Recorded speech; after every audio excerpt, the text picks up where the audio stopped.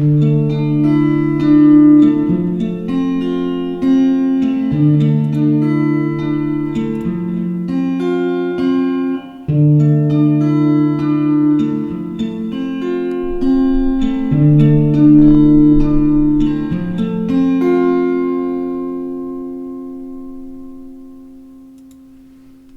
chicos, ¿cómo están? El día de hoy les vamos a hablar sobre el movimiento Move. Primero quería recordarles que Ileana Historias ya tiene Patreon. Es solamente $1 al mes para el que guste. Si es así, van a tener el audio una semana antes que YouTube, sin publicidad, nada de propagandas. Entonces, ¿qué es Move? Se escribe MOVE, M-O-V chiquita E. Es la abreviatura de The Movement o el movimiento. Y no está muy claro cuándo empezó. Sin embargo, algunas personas han informado que recuerdan al grupo desde 1968.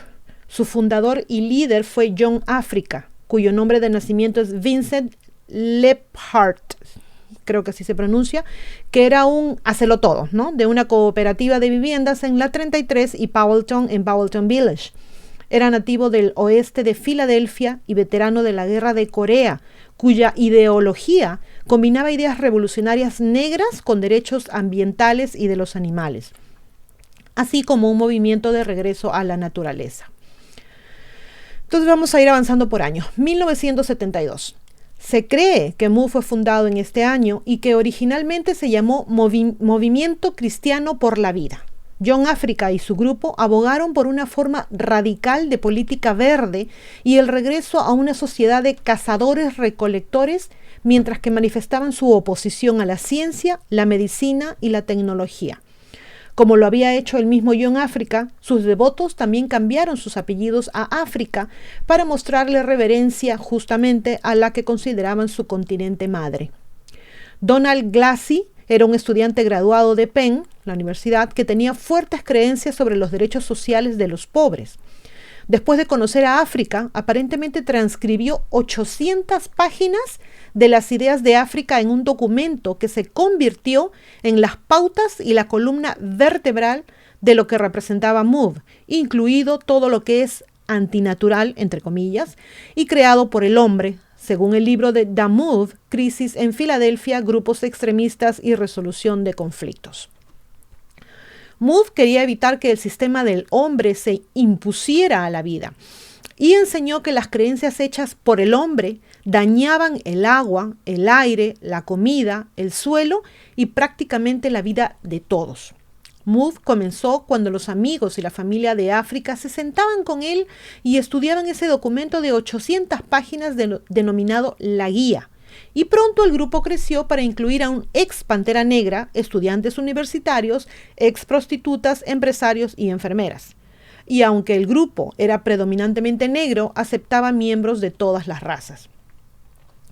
A fines de la década de 1970 se especulaba que había 57 miembros activos y más de 50 simpatizantes o personas que entregaban alimentos y bienes al grupo. Entonces, ¿qué habían en estas pautas? Un montón de cosas. Prácticamente todo sobre cómo deberían vivir sus vidas. Algunos aspectos destacados los mencionamos acá. Por ejemplo, todos los miembros de Move tomarían el apellido África, lo que significaba que todos eran miembros de la misma familia. Se oponían a la tecnología y no usaban máquinas, electricidad, calefacción o jabón. Su dieta consistiría casi exclusivamente en frutas, verduras y frutos secos. Los niños se criarían con carne cruda. Los niños no eran enviados a colegios públicos, sino que se les enseñaba en base a la guía. En todo momento serían amables con todos los animales, incluidos pájaros, insectos y ratas. Constantemente había más de 50 o 60 perros viviendo con las personas en Move. Los niños usarían la menor cantidad de ropa posible para que su piel no se manchara. Después de varios años de tener su sede en Powelton Village en la década de 1970, los vecinos comenzaron a notarlos, a darse cuenta de que estaban ahí, ¿no? Los vecinos, tenían preocupaciones sobre la salud y la vivienda y se quejaban de la basura, del olor fecal, de las ratas, de los perros sin vacunar y de otras claras violaciones del Código de Salud. También les preocupaba la negligencia infantil, porque los niños no eran enviados al colegio y estaban vestidos constantemente con una cantidad mínima de ropa en todas las épocas del año. Los funcionarios de la ciudad describieron al grupo como terroristas. Las docenas de personas que eran miembros de MOVE compararon a su líder, John Africa, con Jesucristo. Los vecinos se quejaron por años de las tendencias de culto y de los miembros de MOVE que constantemente gritaban ataques por altoparlantes. Pero MOVE durante todos esos años sostuvo que eran simplemente una organización que esperaba revolucionar al mundo para deshacerse del sistema, un término general que cubre la brutalidad policial, tecnología y cualquier cosa impura o hecha por el hombre. Llamaban a MOVE su religión y sentían que habían sido perseguidos por razones equivocadas. Comenzaron a hacer apariciones públicas a mediados de los 70, al protestar en lugares como el Zoológico de Filadelfia por tener animales enjaulados. Comenzaron a asistir a reuniones públicas y a protestar en las fiestas del barrio. En 1974, MOVE comenzó a protestar por la brutalidad policial, que era en ese momento una de las principales quejas de la comunidad negra en el oeste de Filadelfia, lo que les ganó algo de respeto con los forasteros. Pero su forma de protestar era airada y profana. De acuerdo con el libro MOVE Crisis, las personas que veían sus protestas a menudo se sorprendían por la cantidad de malas palabras y de más terrible lenguaje que usaban cuando el grupo gritaba en público sobre su causa. En 1975, los miembros de MOVE fueron arrestados más de 150 veces en 7 meses. Cuando asistían a la corte, los miembros de MOVE se negaban a utilizar abogados y no juraban decir la verdad. No querían ceder al sistema. Pero las negativas llevaron a muchos cargos por desacato a la corte y los miembros de MOVE entraban y salían constantemente de la cárcel. En 1976 supuso un punto de inflexión en la relación del grupo con la policía. MOVE celebró una fiesta para los amigos que habían salido de la cárcel y cuando los vecinos se quejaron y la policía trató de disolverla, estallaron peleas entre MOVE y la policía. La policía dijo que se presentaron por la tarde después de que los vecinos se quejaran por el ruido y fueron golpeados con ladrillos después de intentar dispersar a la multitud. Phil Africa, miembro de MOVE, afirmó que en realidad fueron perseguidos o fueron seguidos por la policía encubierta desde la prisión y luego fueron atacados cuando llegaron a la casa. 3 miembros de MOVE fueron acusados de agresión agravada contra agentes de policía. MOVE también afirmó que un bebé murió durante el conflicto luego de ser pisoteado por la policía. La policía dijo que eso nunca había sucedido y que nunca había habido un bebé involucrado. No hay registro de que haya nacido un bebé y los miembros de MOVE se negaron a entregar el cuerpo para una autopsia. Más tarde, en 1976, se retiraron los cargos contra la policía, pero los 3 miembros de MOVE acusados de agresión se convirtieron en los primeros miembros en ser condenados a largas penas de prisión. En 1977, los miembros de MOVE comenzaron a ser vistos con armas. La ciudad prometió que mantendría una presencia policial masiva para poder arrestar a los miembros de MOVE por cargar armas. En un momento dado, según los informes, había 100 agentes encubiertos en la zona. Y sucedió lo que tenía que suceder. Glassie se les volteó y se convirtió en informante de la policía y del FBI, y los agentes incautaron explosivos y productos químicos utilizados para fabricar bombas durante una redada en una casa de MOVE. Según el libro MOVE Crisis, Glassie dijo que había un extraño complot para usar una bomba que involucraba la instalación de explosivos en hoteles y embajadas. Después de que eso sucediera, MOVE emitió un comunicado en el que amenazaba con un incidente internacional, diciendo que estamos preparados para atacar represas, vaciar hoteles y casas de apartamentos, cerrar fábricas y paralizar el tráfico en las principales ciudades de Europa. No está claro por qué estaban pensando en bombardear Europa. El asedio de MOVE le costó a la ciudad $1.200 millones en el curso de 10 meses con el objetivo de presionar al grupo para que abandonara su sede. Eso fue contraproducente y en muchos sentidos generó más apoyo para el grupo. Pero Move lo rechazó y amenazó con matar a los hijos de la policía si estos se acercaban. Con frecuencia los miembros tenían encontronazos con las autoridades. En 1978, Move se enfrentó a un duelo de 15 meses después de que el entonces alcalde Frank Rizzo, conocido por su volátil relación con los residentes negros y grupos activistas, ordenara que el grupo fuera retirado de sus hogares. Según el Philadelphia Daily News, en agosto de 1978, la ciudad tenía ya una orden de desalojo de la casa Move en Powelton Village, que ordenaba a la policía allanar la casa, sacar a todos y demolerla. Y los bomberos básicamente lo sacaron de la casa con agua. Tanques llenos de agua se colocaron cerca de la casa, escribió Kitty Caparella, donde descargaron columnas de agua directamente en el sótano. Los miembros de Move fueron físicamente jalados de la casa por la policía y arrestados violentamente. Se produjo un tiroteo masivo y el oficial James J. Ramp resultó asesinado por un disparo en la nuca. Los campos deportivos de rampa en Holmesburg llevan su nombre. Los representantes de Move afirmaron que Ramp, el oficial, estaba frente a la casa en ese momento y niega que Move haya tenido responsabilidad en su muerte. Otros 7 policías, 5 bomberos, 3 miembros de Move y 3 transeúntes también resultaron heridos. 9 miembros de Move fueron condenados cada uno a un máximo de 100 años de prisión por asesinato en tercer grado por el asesinato de Ramp. Estas 9 personas son conocidas como los Move 9 o Move 9. Entonces, ¿Move desapareció? No. Para 1980, Move se había reagrupado en una casa unifamiliar en el 6221 de Osage Avenue, en el área de Cobbs Creek, en el oeste de Filadelfia, que era propiedad de la hermana de John Africa, ¿no? 1981, los vecinos se quejaron durante años de que los miembros de Move estaban transmitiendo mensajes por megáfono a todas horas del día y de la noche, además de la preocupación de que el abono fuera un peligro para la salud. En 1985, el 13 de mayo, después de las quejas de los vecinos y de las acusaciones, el Departamento de Policía de Filadelfia intentó despejar el edificio y arrestar a los miembros acusados de Move, y se produjo un enfrentamiento armado con la policía. El jefe de policía George Sambor ordenó entonces que la casa de Move fuera bombardeada. Desde un helicóptero de la policía estatal, el teniente del PPD Frank Powell procedió a lanzar 2 bombas de 1 libra.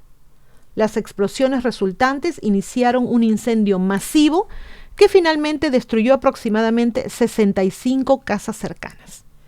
Mientras el humo se elevaba desde el 6221 de Osage Avenue, los residentes de Filadelfia miraban a través de sus ventanas o pantallas de televisión en un estado de asombro e incredulidad. Su ciudad acababa de bombardear a su propia gente. Se incendió todo. 11 personas murieron, incluidos 5 niños y el fundador de la organización. 61 casas fueron destruidas y más de 250 ciudadanos se quedaron sin hogar. Durante los siguientes años, el enfrentamiento con Move sería recordado como una terrible experiencia que transformó a la ciudad. La demostración de fuerza injustificada para muchos solidificó la desconfianza entre los residentes de Filadelfia y el gobierno. La historia es una especie de parábola, es una parábola de cómo sucede lo impensable, dijo Jason Osder, director de Let the Fire Burn, un documento sobre el bombardeo. Es una tragedia. En mi opinión, todos los adultos en la ciudad fracasaron ese día, colectivamente. Toda la ciudad fracasó. Solo 2 personas sobrevivieron el bombardeo. Ramona Africa, entonces de 29 años, y el niño Birdie Africa, de 13 años. Más tarde conocido como Michael Moses Ward. Ambos sufrieron quemaduras graves. A pesar de 2 investigaciones del gran jurado, una demanda civil y un informe final de la comisión que citó el atentado como imprudente, mal concebido y aprobado apresuradamente, nadie fue acusado penalmente por el ataque.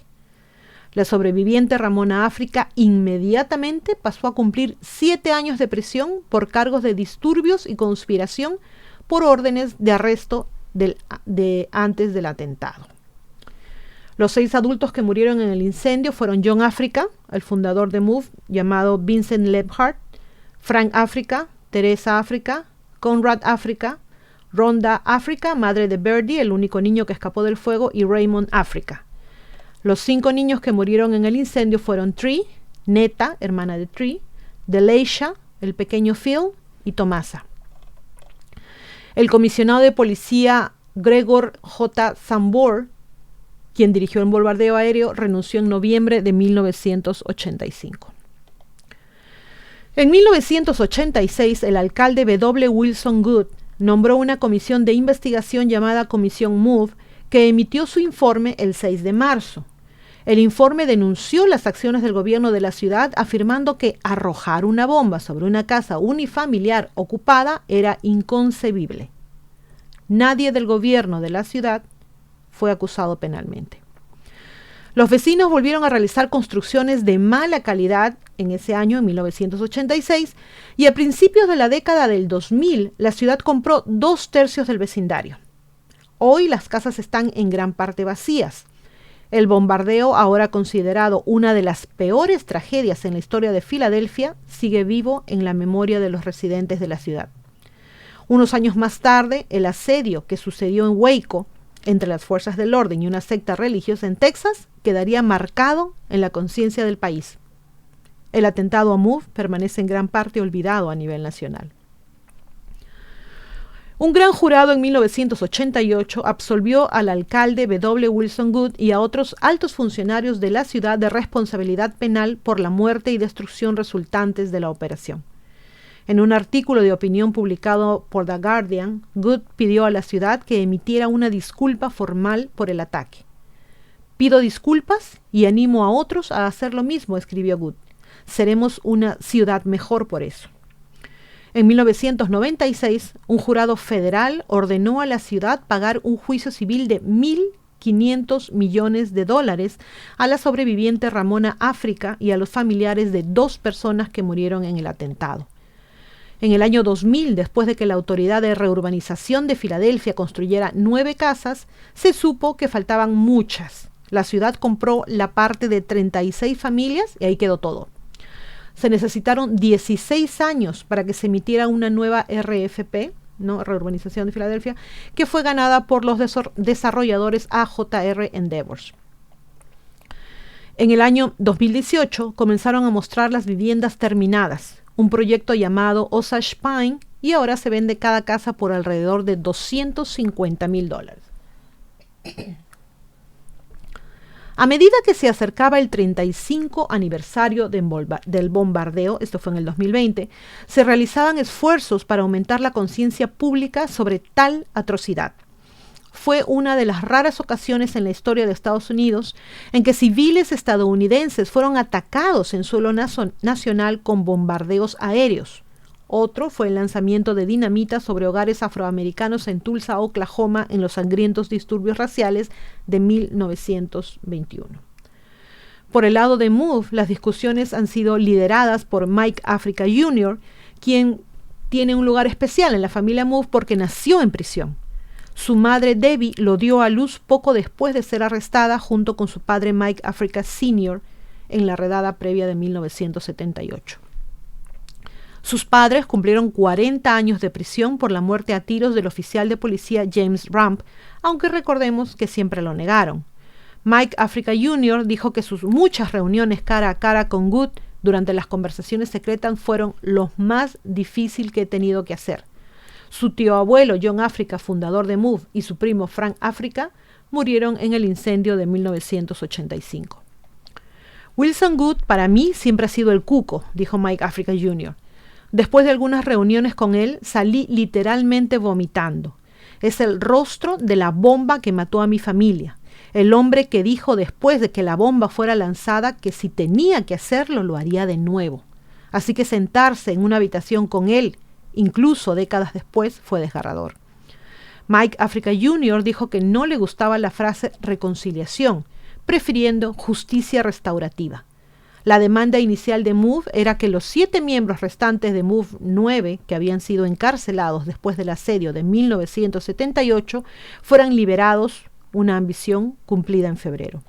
Ahora Mike Africa quiere ver la liberación de un socio de MOVE, el ex miembro de Black Panther, Mumia Abu Jamal, que ha estado encarcelado desde 1981 por el asesinato del oficial de policía. África también quiere ver algún tipo de reprimenda para quienes ordenaron y participaron en el atentado de 1985. Otros miembros de MOVE se muestran escépticos con respecto al valor de las conversaciones. Una de las que duda es Ramona África, quien fue la única adulta que escapó de la casa MOVE en mayo de 1985 después de que Powell arrojara la bomba. Ella le contó a The Guardian cómo ella y otras 12 personas se escondieron por miedo en el sótano de la avenida Osage cuando la casa fue violentamente atacada. Dispararon cañones de agua, bombardearon gases lacrimógenos y se explotó el frente de la casa con explosivos. Luego se dispararon más de 10.000 rondas de municiones con metralletas de policía. Eso fue incluso antes de que se lanzara la bomba. Nos inundaron con agua y con gas, dijo Ramona África a The Guardian. Cuando eso no funcionó para sacarnos de la casa, lanzaron la bomba. Toda la casa se sacudió. Ramona pudo escapar por la salida de un sótano junto con solo un niño, Verdi África. Los otros 11 adultos y niños trataron de seguirlos, pero fueron obligados a retroceder bajo una lluvia de disparos de la policía, dijo, aunque la policía de Filadelfia ha cuestionado esa versión a lo largo de los años. Ramona sufrió quemaduras graves por el fuego. Con sus dolores fue arrestada, acusada de disturbios y conspiración, y pasó los siguientes 7 años tras las rejas, siendo la única persona condenada por los delitos derivados del ataque. Dada su devastadora experiencia, duda sobre las perspectivas de reconciliación. No queremos ninguna disculpa, dijo. No pueden compensar lo que hicieron. No pueden traer de vuelta a nuestra gente a la que asesinaron. Janine África, una de las MOVE 9 encarceladas después del asedio de 1978, perdió a su hijo de 12 años, el pequeño Phil, en el bombardeo. Describió al niño a The Guardian como un niño muy extrovertido, muy aventurero y un poco gracioso. Janine recuerda con amargura cómo se enteró de que su hijo había muerto mientras estaba recluida en régimen de aislamiento. Fue liberada hace casi 2 años, después de 41 años de estar en prisión. Ella recordó: la guardia abrió la puerta de mi celda y dijo, «Tu hijo está muerto». Luego la cerró. Eso fue todo, sin explicación, nada. Janine África tampoco está convencida de la presión para pedir disculpas. Es realmente insultante decir que lo sientes ahora, después de todos estos años. A pesar de tales reservas, Ulysses Slaughter, un estratega de reconciliación que ha mediado en las conversaciones, está seguro de que el proceso es necesario para curar las heridas que todavía están abiertas para muchos habitantes de Filadelfia. Los eventos de 1985 continúan traumatizando silenciosamente a la gente, dijo. La gente necesita preguntarse en qué nos hemos convertido como seres humanos cuando permitimos que nuestros vecinos se conviertan en zonas de guerra, nuestros vecindarios. Varios de los más de 500 agentes de policía que participaron en el sitio del 13 de mayo de 1985, así como los bomberos, también participaron en las conversaciones de reconciliación. Jim Bergaier estaba de guardia en Osage Avenue ese día y ayudó a Verdi África a escapar del gran incendio. Le dijo a The Guardian que está obsesionado con la imagen del niño caminando a través de un muro de fuego. 5 niños murieron y los vecinos lo perdieron todo. Fallamos y eso me molesta. A nadie pareció importarle. Bergaier dijo que se enteró tarde de que había niños en la casa. Incluso hasta el día de hoy tengo mucha culpa por esos 5 niños. Estaba solo a una pared de ellos. La gente me dice, pero no lo sabías. Pero no puedes evitar pensar en ellos. Tuvieron una muerte horrible. Lynn Washington, quien reportó los hechos para el Philadelphia Daily News, cree que hace mucho tiempo que la ciudad debió reconocer formalmente el grave mal cometido ese día. No puedes seguir adelante con eficacia hasta que encuentres ese tipo de reconciliación. Mataron a 5 niños. El comisario de policía los llamó combatientes. Eran niños.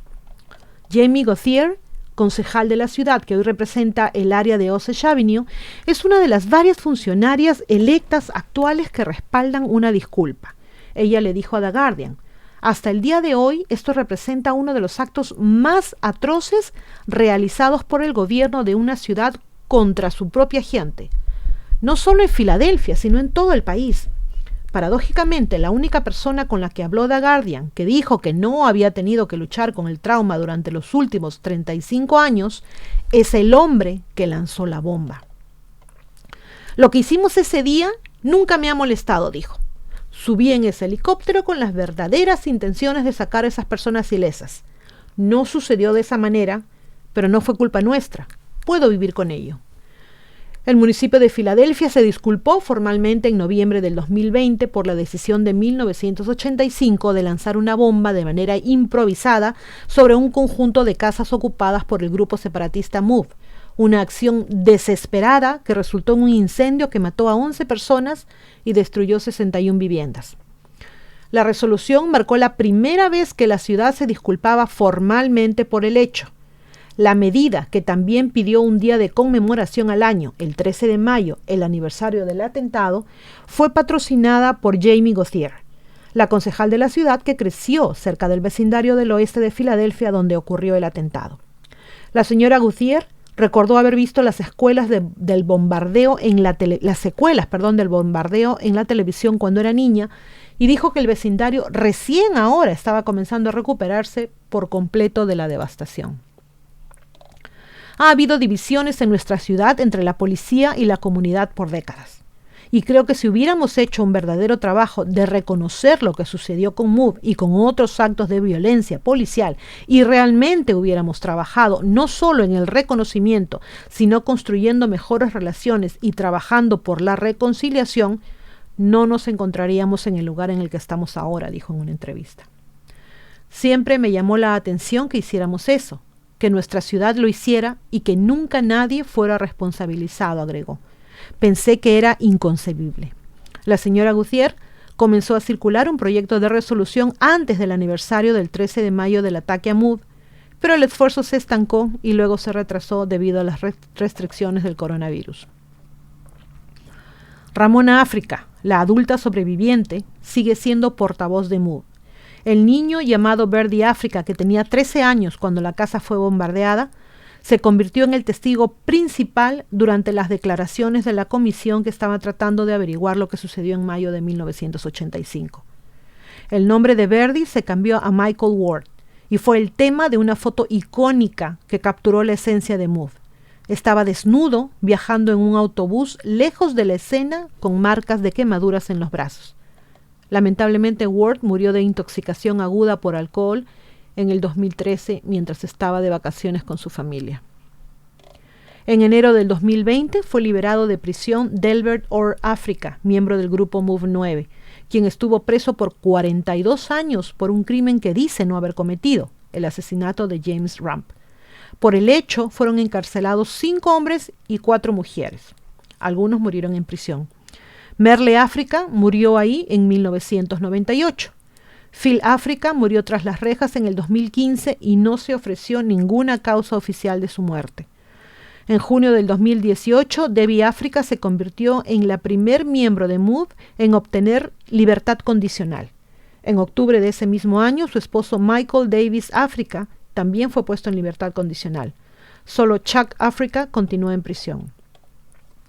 Los siguientes testimonios basados en entrevistas y recuentos de entonces y de ahora de personas que vivieron el hecho, aquí está la historia de cómo la fatídica tragedia se desarrolló y cambió a Filadelfia para siempre.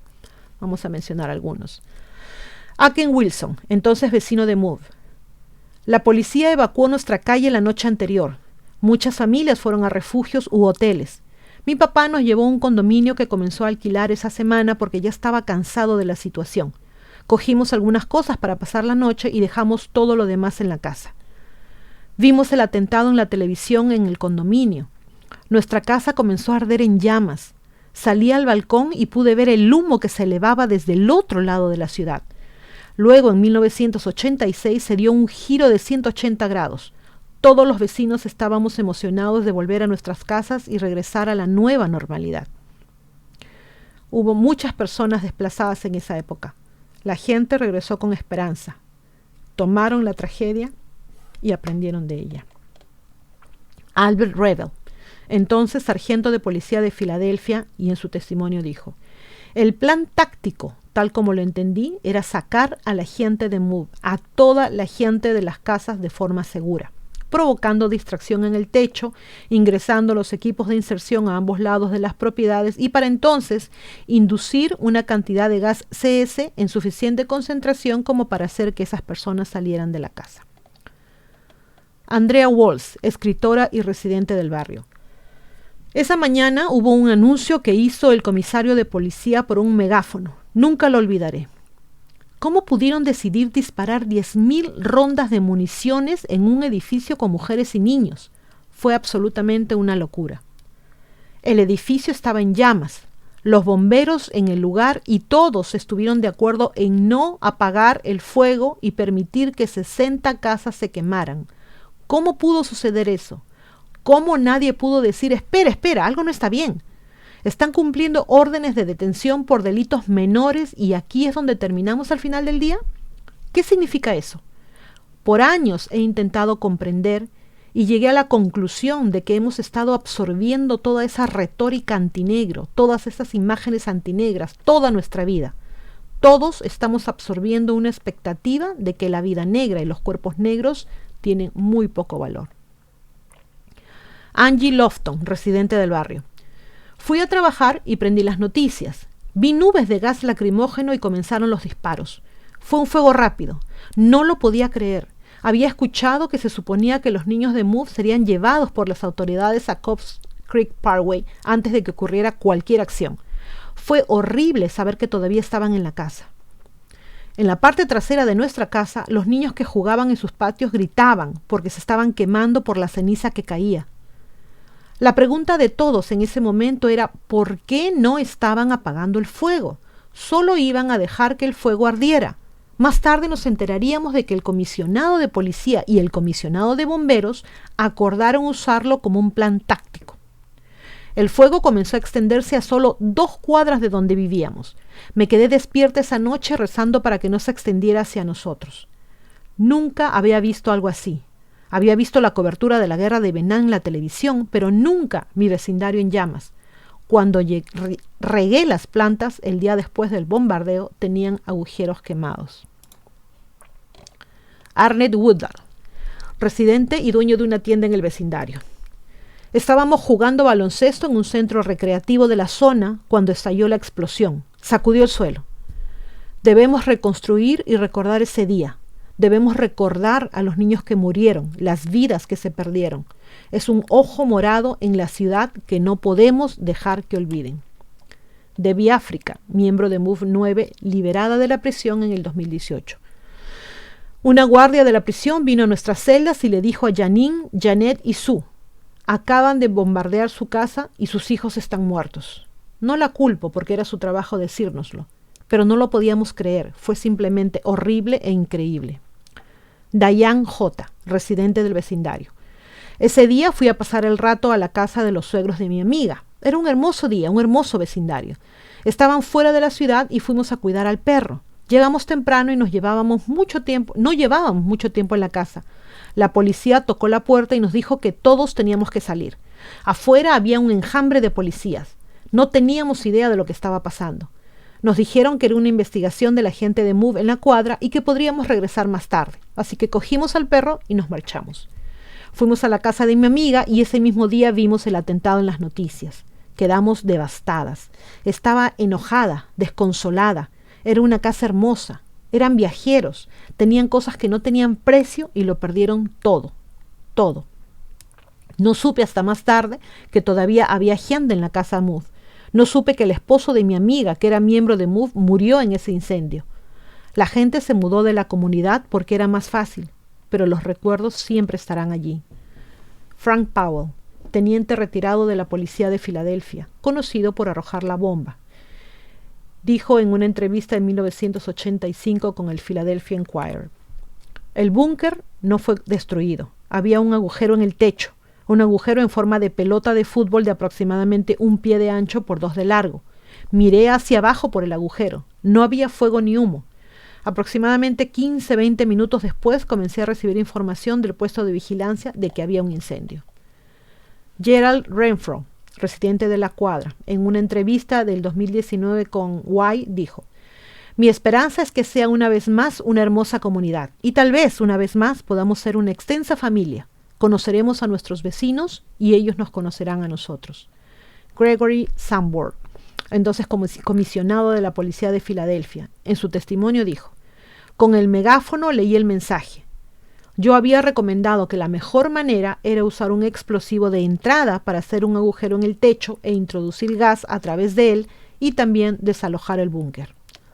James Bergaier, oficial de policía retirado de Filadelfia, en una entrevista del 2010 con Philadelphia Inquirer dijo: eso es lo más cerca que he estado de un gran incendio.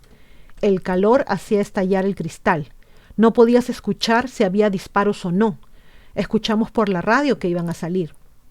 Entre el humo, a la primera persona que vi fue a Ramona. Luego vi a quien más tarde fuera indicado como Birdie salir del fuego. Salí corriendo y lo agarré por debajo de su brazo izquierdo. Michael Africa Jr., miembro de MOVE e hijo de Debbie y Michael Africa Sr. Yo vivía con mi abuela en ese momento. Estábamos a 4 millas de distancia, pero podía ver el humo negro en el cielo como si fuera en la misma calle. Entré y vi a mi abuela y a mis tías viendo las noticias. Todas estaban acurrucadas y llorando. Miré la televisión y dije: se parece a nuestra casa. Y mi tía me miró y me dijo: esa es. Michael Africa Sr., miembro de MOVE 9, liberado de prisión en el 2018. Incluso mientras veía las imágenes, era increíble. Es increíble que algo así pudiera pasar, que un gobierno le haga eso a su propia gente. Michael Moses Ward, también conocido como Birdie Africa, el único niño sobreviviente, en su testimonio dijo: estuvimos en el sótano por un rato y los gases lacrimógenos comenzaron a entrar y cogimos unas mantas. Estaban mojadas y luego las pusimos sobre nuestras cabezas y comenzamos a acostarnos. Fue entonces cuando estalló la gran bomba. Sacudió toda la casa. Ramona Africa, única sobreviviente adulta del bombardeo. El comisionado de policía Gregory Sanborn salió y dijo: atención MOVE, esto es América. Tienen que cumplir con las leyes y reglas de los Estados Unidos. Las palabras las dijo en ese sentido. Todavía estoy tratando de saber qué quiso decir con eso. Después de hacer el anuncio, no intentaron esperarnos ni nada por el estilo. ¿Cuál era la prisa? Apuntaron 4 cañones de agua a nuestra casa. Estábamos todos en el sótano y el agua estuvo cayendo sobre nosotros durante mucho tiempo.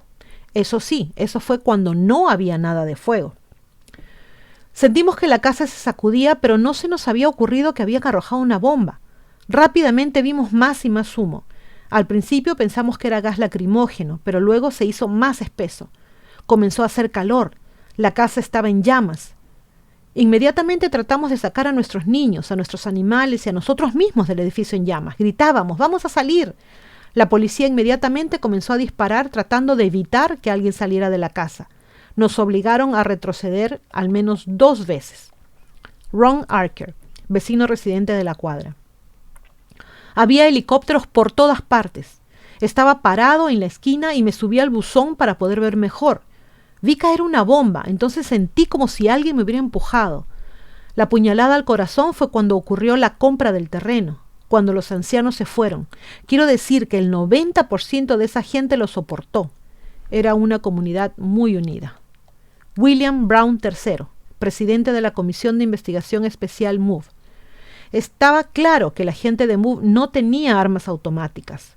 Más tarde encontraron solo un par de escopetas y un rifle en la casa. Sin embargo, la policía disparó tantas rondas de munición, al menos 10.000, contra ese edificio durante el día, que tuvieron que ir a la oficina central de la policía para conseguir más. Los expertos nos dijeron que cuando comenzó el incendio, podrían haberlo apagado con un balde de agua. Los oficiales de policía negaron haber usado armas de fuego, aunque no está claro por qué los miembros de MOVE optarían por regresar corriendo al fuego. Recuerden que en uno de los recuentos se dice que intentaron salir, pero debido a los disparos tuvieron que retroceder. Wilson Wood, entonces alcalde de Filadelfia. No había forma de evitarlo. perdón, no hubo forma de salirnos de esa situación sino mediante el enfrentamiento armado. Siempre se puede cuestionar cualquier decisión. Lo único que hicimos que salió mal fue cuando la granada de percusión cayó y provocó el incendio. Fue un accidente. Eso me entristeció tanto como cualquier otra persona. Sabemos que todavía existe MOVE en la actualidad, aunque se desconoce el número de sus miembros. Obviamente, chicos, este es un hecho terrible que sucedió ese 13 de mayo de 1985. Siempre debemos recordar la historia para no repetirla. Lo que aún no entiendo es por qué tanto odio a los negros, y sin intento de avivar la cólera de la gente, no recuerdo que a ningún otro grupo, léase indios, asiáticos, etcétera, se les haya tratado de esta manera, y algunas veces aún hasta el día de hoy. Creo que esa es una tarea que tengo pendiente averiguar por qué y cómo empezó todo. No olvidemos nuestra historia, no volvamos a repetir casos como estos. Regresamos. Este último comentario, lo que acabo de decir, lo escribí antes de ver la película. Hay una película al respecto, la cual está solo en inglés. En la caja de comentarios les voy a dejar el link tanto al tráiler como a la película. Por lo que pude ver en la película, la gente de MOVE realmente hizo muchas cosas que no debían, es cierto, muchas cosas. Molestaban mucho a sus vecinos, amenazaban, hacían otras cosas, pero aún así sigo pensando que no fue la mejor manera de manejar las cosas, ¿no? Más que nada de parte de la así llamada justicia. Bueno, con esto terminamos la historia. Primero quiero agradecer a mi Patreon, Marina Esther Ramírez Silva. Bueno, chicos, se cuidan mucho, me cuentan qué les pareció la historia y como siempre, a pensar bonito.